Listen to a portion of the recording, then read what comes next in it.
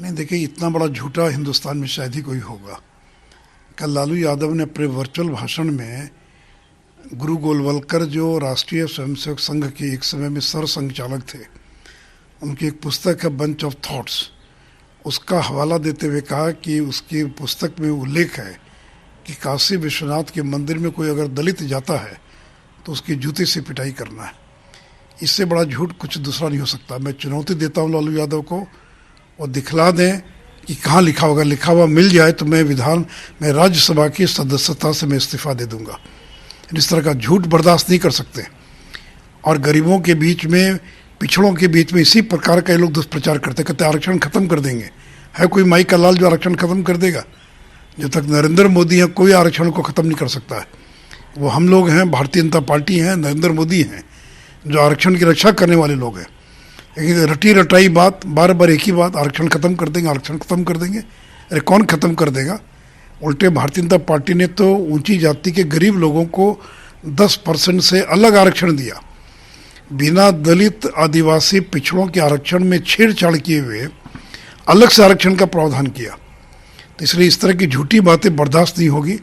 और उससे मैंने कहा कि अगर हिम्मत है लालू यादव और उनके परिवार, उनके बेटों के अंदर, तो बंच ऑफ थॉट में कहाँ लिखा ये बताएं, सार्वजनिक करें।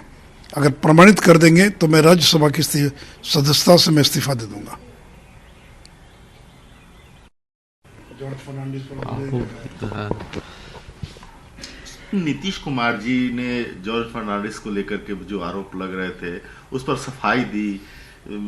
उसके अलावा शरद यादव को लेकर के नीतीश जी ने कितनी हास्यास्पद सफाई दी है।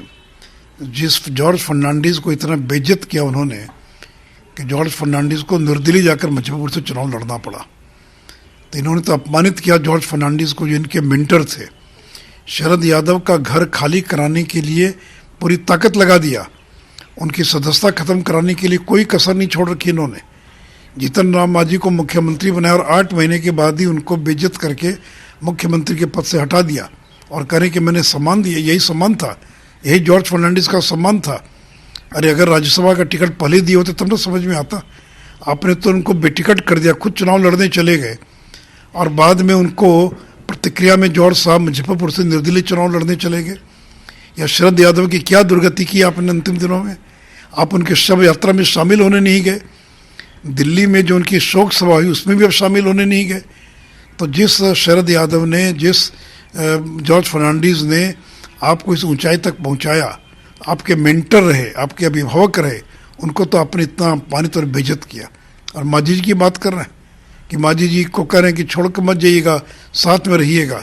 और मांझी जी को तो आपने कितना बेइज्जत किया, क्यों हटा दिया 8 महीने के भीतर मुख्यमंत्री के पद से? वो तो मांगने नहीं गए थे कि मुझे बना दीजिए। आपने पहले बनाया और बड़ा ढिंडोरा पीटा कि महादलित को बनाया, महादलित को बनाया, और 8 महीने के भीतर उनको बेइज्जत करके मुख्यमंत्री के पद से हटा दिया। तो नीतीश कुमार की बातों पर कोई भरोसा नहीं करते। उनकी विश्वसनीयता खत्म हो गई है। उनकी पहचान एक दल बदलू के रूप में, अपने बयानों को बदलने वाले व्यक्ति के रूप में, एक अस्थिर व्यक्ति के रूप में उनकी पहचान बन गई है। उन्होंने यह भी कहा कि 2015 में मैं 17 में मैं नहीं उनसे हटता, मैंने राजद से। बीजेपी वालों ने इस तरह का मैंने ये दबाव बनाया, उनको कई घोटालों में, कई नामों में, कई में डाला, फिर हम पर दबाव बनाया, तब हमको जाना पड़ा लाचारी। ये सब सफाई का कोई मतलब नहीं है। 17 साल जिस बीजेपी के साथ रहे, पहले नरेंद्र मोदी के नाम पर तोड़ दिया गठबंधन, फिर चले गए लालू के साथ, फिर लालू को छोड़कर आ गए बीजेपी के साथ, फिर बीजेपी के साथ छोड़कर फिर लालू के साथ चले गए।